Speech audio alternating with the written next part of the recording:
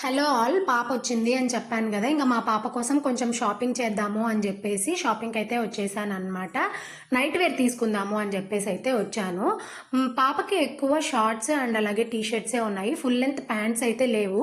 పడింది అని జెప్పాను గదా! ఇంక దానికోసం నేనైతే full length pants night wear తీసుకుందాము అని జెప్పేసయితే వచ్చాను. ఇంక వాటి కోసమే ఇక్కడైతే చూస్తున్నామనమాట. ఇక్కడొచ్చేసి 3 సెట్స్ అయితే ఉన్నాయన్నమాట. 3 టీ షర్ట్స్ అండ్ అలాగే 3 ప్యాంట్స్ ఇలా అయితే ఉన్నాయి. మా పాప ఏంటంటే కొంచెం సన్నగా ఉంటుందన్నమాట. టీ షర్ట్ ఏమో 3-6 మంత్స్ అన్నమాట. కింద ప్యాంట్ ఏమో 18-24 మంత్స్.